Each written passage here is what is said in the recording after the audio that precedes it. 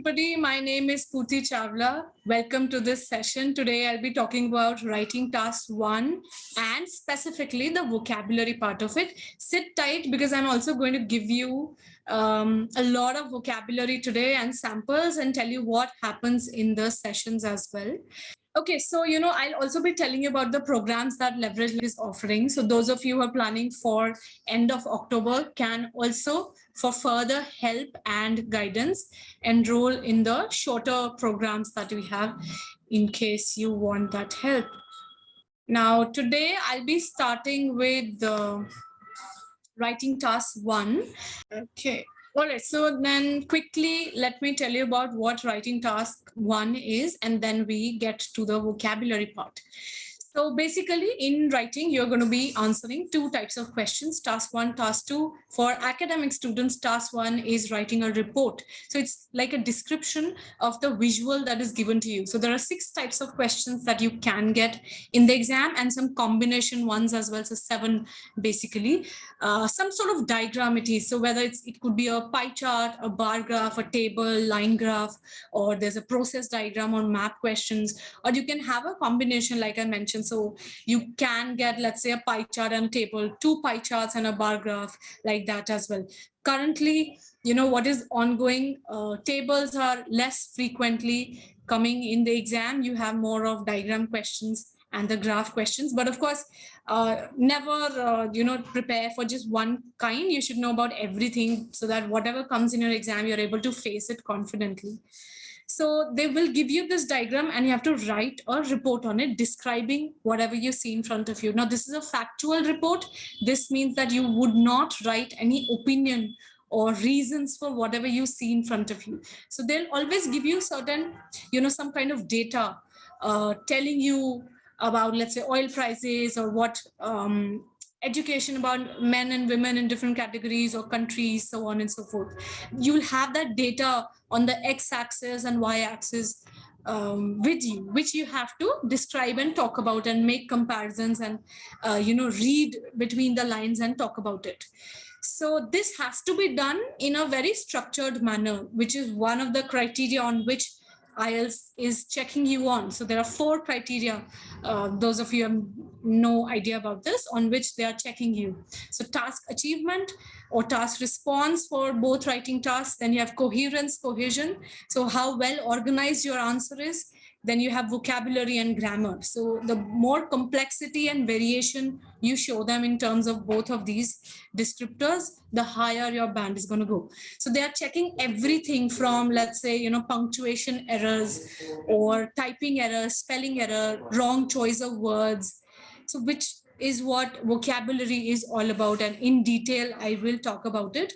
But basically it's a factual description of the picture given to you in front, but very structured and formal, which is why, and this is where a lot of students falter and get a lower band, because they randomly describe the data, or there's no flow of ideas to it. 50% of your marks is based on how and what you're interpreting and how you're basically organizing it. So just giving you a very brief, that there are 4 paragraphs. Usually you have introduction, overview, and body 1, body 2, where you give details. A tip to remember for those of you with their exams in the next week: do not write any data in the overview. Yeah, so no number, use only words, and you can pick up words, which I will tell you today. And of course, for those of you who are still planning on it, you will of course come to our classes and get premium help apart from whatever it is here as well. Okay, so starting with the main topic of, for the day, which is understanding why vocabulary is important and how much, of my score is dependent on it. And then I'll give you what sort of words you are supposed to use for task 1.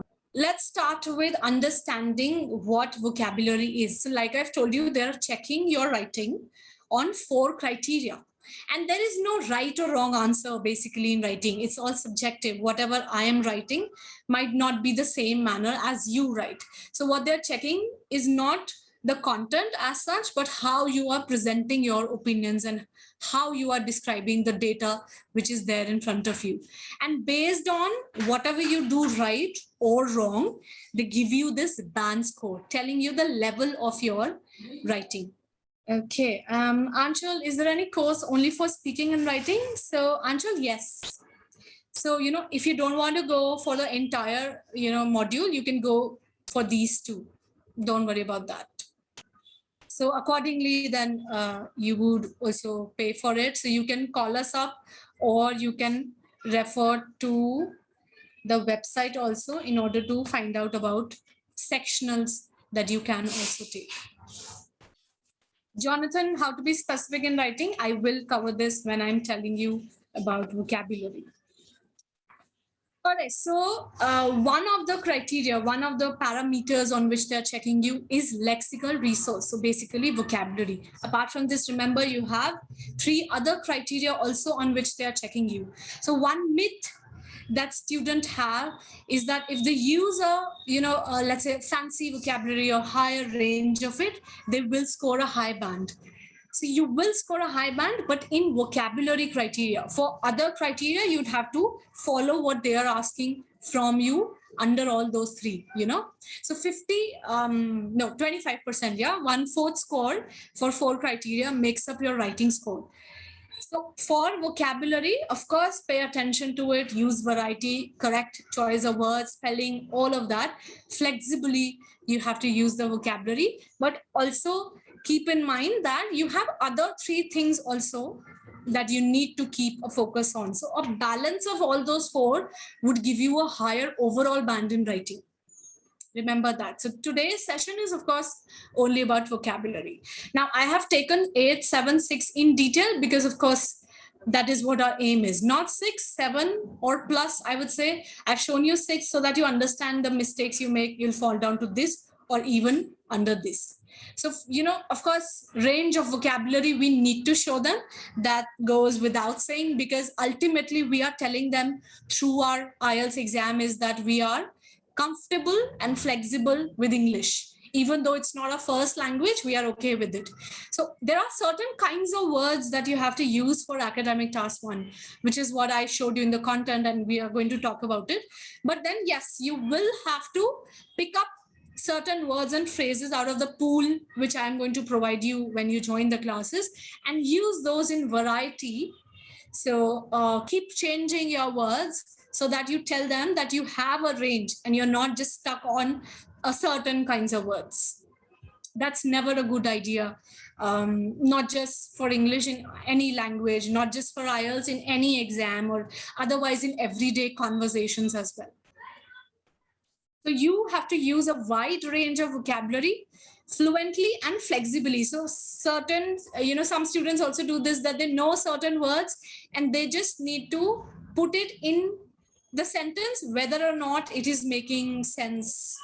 That also shouldn't be there. So you have to use the linkers, you have to use the words, but use them appropriately, so relevantly within the context. And that's what we do in the class. We'll tell you how to go about it. And when you write answers and get feedback, we'll tell you what you've done right or wrong and things that you could improve on. So the next time you don't make the same exam. So the more answers you write and get feedback on, so by the time you take your real exam, you wouldn't make all those errors. And that's the whole point of getting that expert guidance. Okay, so you see, if you're using a range of vocabulary, if you're using uncommon words and not repeating the same thing which everybody else is also doing, and if despite doing all of this, there are certain errors. Now they say occasional errors, so I'd say 1 error that gives you a band-aid.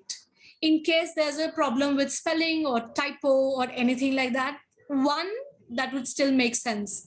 So probably when you make more errors like that, that comes down to a band 7. If you have, let's say 1, 2 errors, that's 2 errors around 7. If you have more, that's 6. If you make a blunder, you fall down. So see that in terms of not just words which you're using, but their formation as well. So whether I have to use the word consume or consumed with a D in the end, depending on what I'm writing. So produce or produced. So word choice plus word formation, not every synonym would work everywhere. So for instance, like I've just told you, there are 6 types of charts or graphs that you're getting. So for certain graphs, let's say a line graph which has lines on it, so for the line graph, let's say I'm using the word peak, the highest point, so I wouldn't be able to use it for certain kinds of graphs. Yeah, so you need to know this and use the language appropriately for those graphs as well and charts as well. So variety without repetition, but when you're using those words, it should be relevant, correct spelling, and word choice as well. These are the things that they're checking for the vocabulary part. Okay, so appropriate vocabulary, flexibly, and collocations, certain words which go together. So let's say heavy rain, fast food, keen interest, rather than the other counterparts. So I am going to take you through all of these, starting with adjectives and adverbs. This is something which is used to beautify and highlight or enhance whatever you're trying to say. Not just for writing, I'd suggest that you keep these words or otherwise adjectives, adverbs, the categories in mind for speaking as well. Would immensely help you in order to get a higher band. And not just for IELTS, remember, otherwise in English also, this is something that you should be using while conversing, or when you guys go to your university, you're giving lectures or conversing with people in general. Keep these things in mind. So you can also, whatever you're learning and picking up, absorbing in the classes, also use it otherwise outside of the exam, not just for the exam. So adjectives are words which modify nouns or pronouns. Adverbs, usually a lot of types of adverbs are there, but usually what you'll use here are the ones which are ending with ly. So these are the words which modify verbs. Now I'm not getting into technicalities like what we used to do in school, giving you definitions and never really understanding what it is. So let's start with some samples, some examples. Okay, so words like significant, rapid, considerable. This is just a small part of the whole list that, like I've told you, a whole pool of words that we will provide you once you enroll with us. And it's there with you even after the classes are over. There's extended validity for it.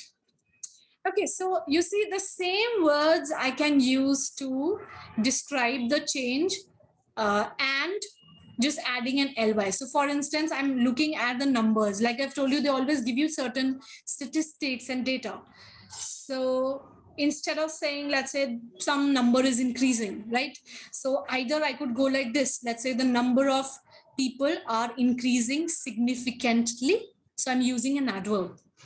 Or I change my sentence structure, because grammar also they are checking, and I need to show them that, I'm very flexible and I know all of this. Or so the same sentence I change that there is a significant increase. So it is increasing significantly, or there is a significant increase. Now, when I say significant, the graph should also show me that. So for instance, the number goes from 1 million to 1.10. So if you see otherwise, it is a significant increase, probably not according to your graph. Some of the lines are increasing from 1 to 3 million or 1 to 5 million. So that's a huge growth.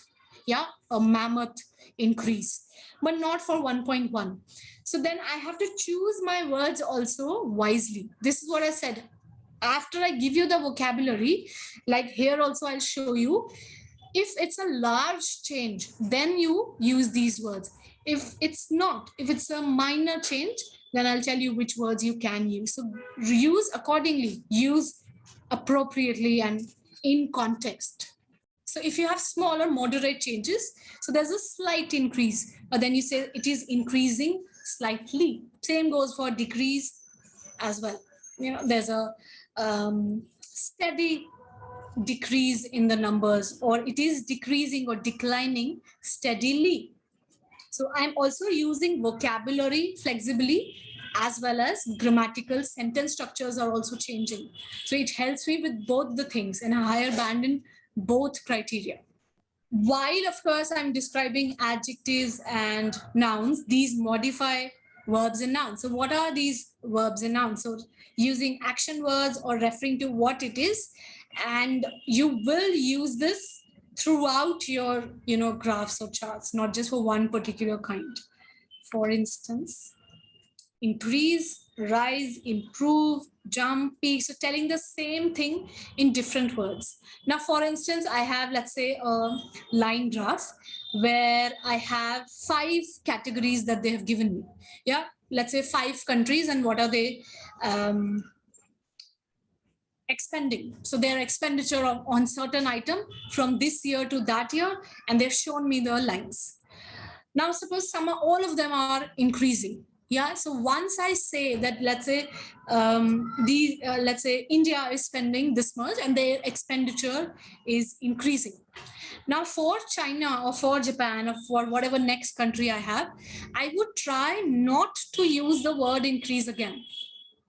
Just because in the descriptors, they have told me that I have to use it flexibly and fluently. So I'm not going to repeat. I avoid repetition. So which is why I need to know how I can use the same word in different manner, and hence the synonyms for these. Now, of course, once you get the language, there would be so many words that you would have in front of you, right? You don't have to remember everything, of course. Like I've said, you pick up certain words depending on different trajectories of the data that you can have. So some verbs you pick for increase, some nouns you pick for increase, then same goes for decrease or being stable or not changing, anything that you have, and keep those notes with you. Yeah, different kinds of words, so that whatever comes to you in the exam, you would have a variety to use. And I also promote or encourage this, that let's say for one kind of answer that you've written for me and in the classes, and I check it for you, if you're using, let's say, 4 or 5 words, try not to repeat them in the second answer. So the more you write, the more these words are going to drill in your mind, and you won't have to make that effort to remember vocabulary. Once you practice, it gets imbibed in your system. So that's it. Hence, more writing is required. Should we have to be content specific every time? See, when you're talking about, if you're talking, I realize you asked this before also. If you're talking about graph questions, absolutely. They are trying to check if you can assess something formally. Yeah, formal writing. And these vocabulary or words which I'm giving you is not just for IELTS again. Even if you like switch on a news channel and they're talking about some of the other data like this, which is there in, let's say, a pie chart or a table, they would use these words. It is used specifically to define the data. So there is no other way that you would be able to write it. It has to be content specific, definitely. That's all that they're trying to assess. If you can be that, if you digress from the topic or you write the same things again and again, that means you're redundant. They will cut marks. So in task achievement, they will see how you're able to manage successfully to describe everything relevantly, just the key features, main data, not everything which is there. Ravinder, his high-level vocabulary necessary for getting a high score. Now, see, like I've just mentioned, that there are 4 criteria on which they're checking your writing. So high vocabulary would definitely give you a higher band in vocabulary section. Definitely. For the other 3, you have to fulfill their criteria. So let's say grammar says complex vocabulary. Now you think that, I have used a variety of words. So overall in writing, I would get a high band. No. I'm again telling you, there are 4 criteria. You need to do well in all 4. And hence your overall band turn high. But higher vocabulary for vocabulary lexical resource part, definitely yes. Bhavrit, is by using connectors, plural, we can increase our band score? Definitely. So coherence, cohesion score, I've told you, how you're paragraphing and what is the link in each paragraph. Largely, they are checking from cohesive devices. It will definitely give you, and I again will tell you to remember these connectors in your mind and consciously use them. But again, relevantly. Okay, Nirali, oh wow. Nirali, again, you can go to our YouTube channel and go back to the recording and watch. Otherwise, we're talking about writing task 1 and the vocabulary that you should be using. And of course, once you join the class with us, you'd be able to get all of this and more. So there. Janvi, in writing section 2, will we be judged based on the content? No, so again, not what you're writing. So let's say they're asking for your opinions and ideas in task 2. So even if you write something unconventional or taboo, it's okay. As long as it is to the point. That doesn't mean that you can write anything on the topic and you'll get marks. They're not checking your content, definitely. They're checking your grammar and other 3 aspects again. How you're writing your answers, if you're responding to the task correctly. So when they check you in response, they will just see whatever points you're there, including in your answer, if they are relevant to the question asked. For instance, now I realize we are digressing from task 1, but let me just tell you this. Suppose they're asking me of advantages and disadvantages of computers being used in education. Okay. Computers being used in education, advantage, disadvantage essay. That's what I'm getting. Now, I write a fantastic answer with correct organization, vocabulary, grammar, everything to the point. But what I've done is I write advantages and disadvantages of computers in general. So let's say for workspace, working professionals or otherwise. I've not mentioned education or probably for teachers or pupils or students. Then I am not getting a 7. No matter what I write, because under task response, I'll not even get a 4 or 5 band. So my average comes down, which is why I'm telling you guys, you have to do well in all 4 criteria for an overall writing band. Repetitive points, Jonathan, you're asking basically repetitive points are considered to be disadvantage. Anyway, definitely. My point is not just repetitive, but you can't digress from the topic, which is why the first step for writing your essay is planning and analyzing.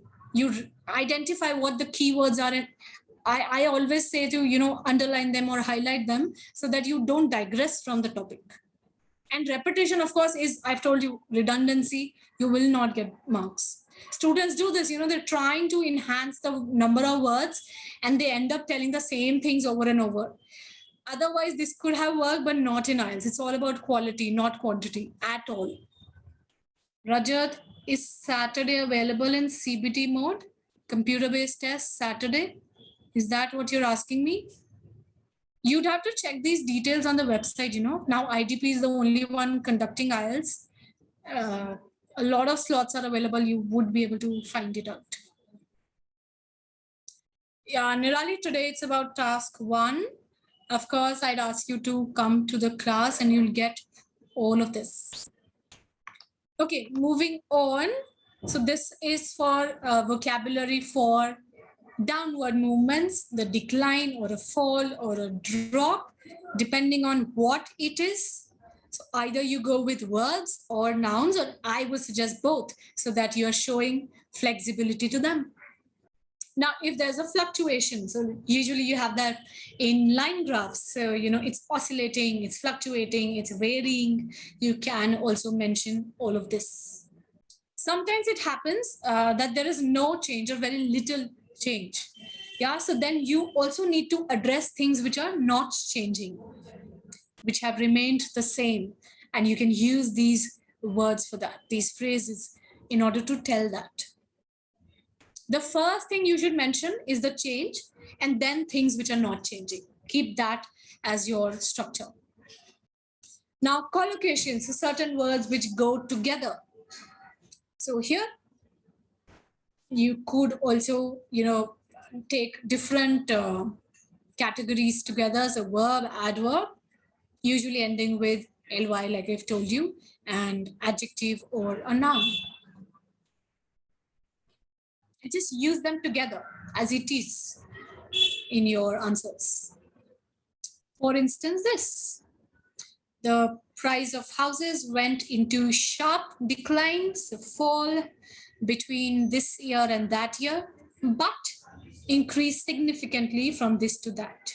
Also note, it's a complex sentence joined with the conjunction but. So instead of giving simple, join it together. Since it's contrasting features, so you can use the word but. If it were the same, you could, go with and.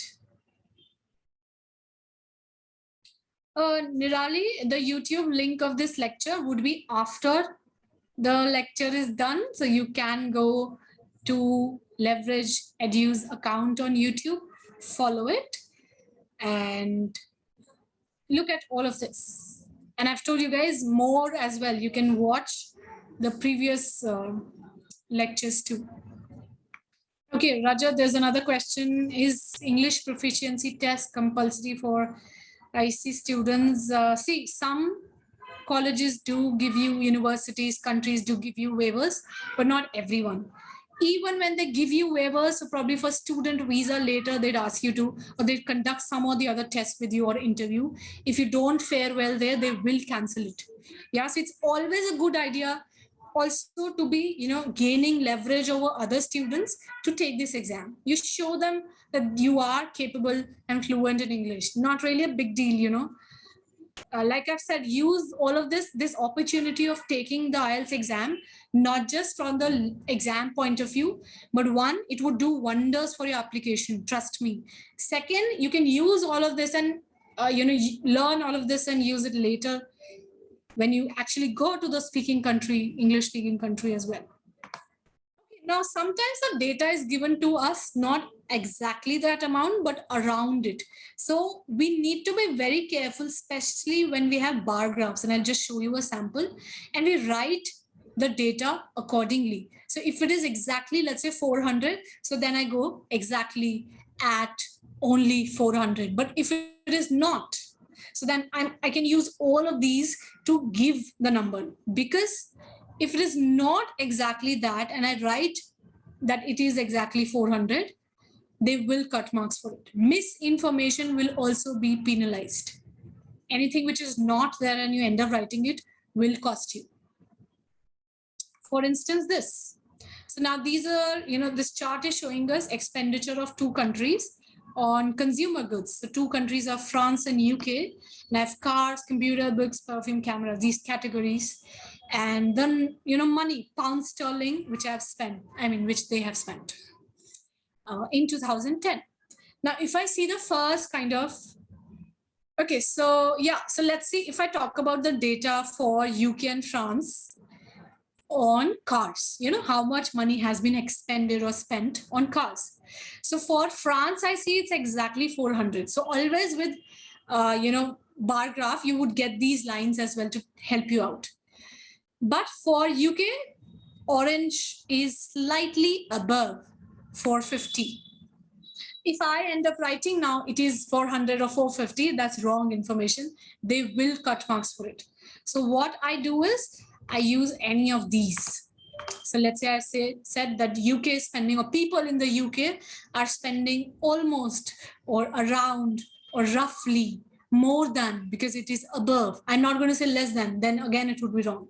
Just above, just over, well over. If it is a lot over, so then I go well over, not just over. Yeah, hence all the words that I'm giving you, remember you have to use them, but relevantly as well. Appropriate usage. Approximately, definitely you can say that. Same goes for, let's say, computers. France is spending, I don't know, 375, but I never can be sure, right?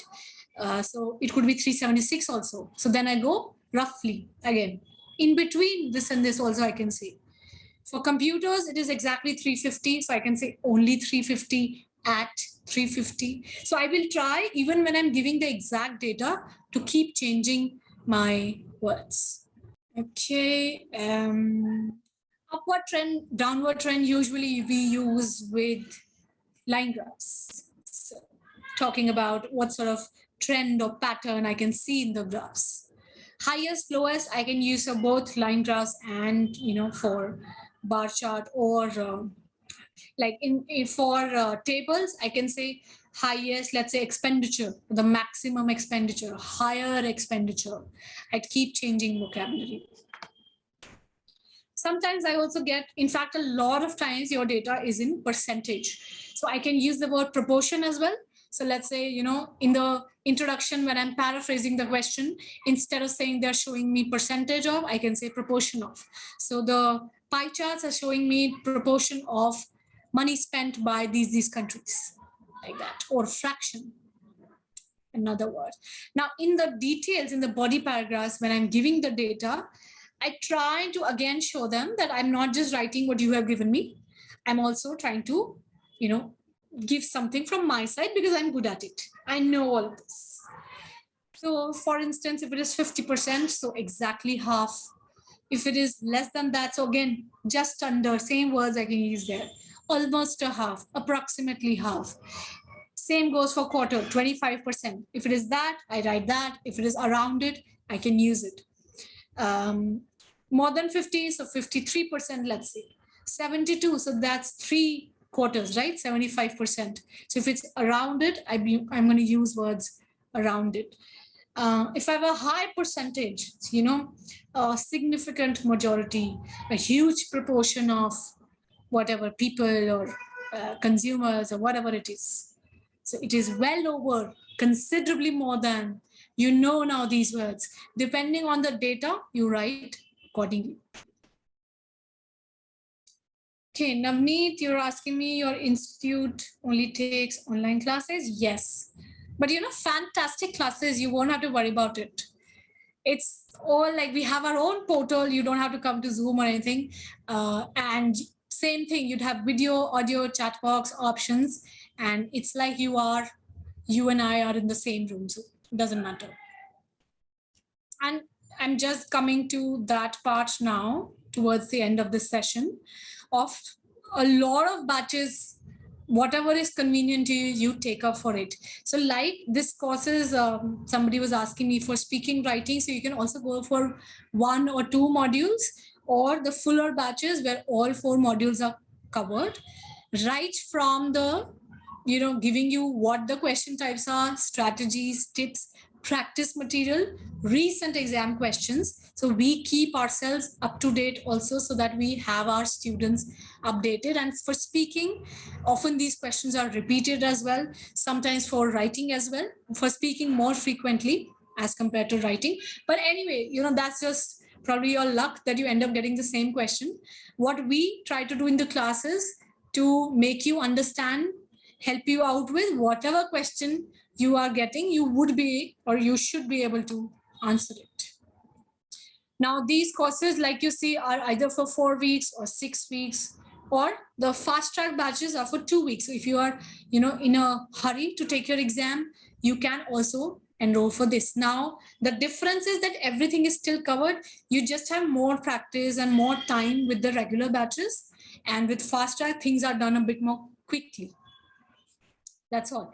You still will be getting sectional tests. You still getting hold of all the Cambridge PDFs. You'll be getting language, vocabulary, idioms, sample answers for writing, speaking, recent exam question, additional links for reading, listening. All of that is there with every course. Evaluation, yes. So throughout, the week for speaking is going on. After the trainer tells you how to answer and all the things that you can do so that you don't go blank, or you can tackle any question, then there's a continuous practice for all 3 parts. And then there's a full mock for speaking after that week for speaking is over. That is just individual for you. So only you and the trainer will be there in the session. You have your mock and feedback.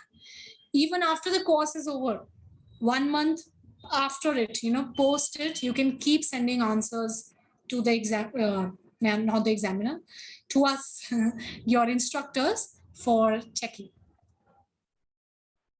And you'll get feedback of us. So whatever you guys feel like, morning, with fresh mind, you start with it. Evening batch, there are 2 kinds of batches, MWF or TTS. So suppose you want to, you learn something today. Next day, you can take that time to practice in the next class. Then on the 3rd day, when you're meeting, alternative day, with the trainer, if you have any questions, you ask them. So you also get time to practice. If you want to do it in a month, So then you have Monday to Friday classes. It happens every day, 8 to 9:30. And then on the weekends, you can practice or side by side. And of course, still get back with the doubts, however you want to go about it. And since you're here today in this session, so we also have this 50% discount. We've been putting it continuously on the chat box. But here you will be also able to find these if you go to the website and look at this, all the programs that we have, and apply coupon codes, these codes there as well. Otherwise, you can just copy paste the coupons from here too and use them. And we have multiple instructors, multiple batches.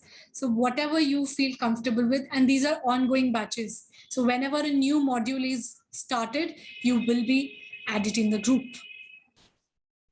But you can still, find out about all of this more by talking to us as well. Okay, guys, then thank you so much for joining in. I hope you'd keep these pointers in mind. And I know I'm going to see a lot of you in the sessions, and keep watching this space. Every other day, there's something or the other happening. Even for IELTS, I'm going to see you next time. Probably new faces, because most of you are coming to me in the class, right? So yeah. All right. Thank you so much. I'll see you again. Bye-bye.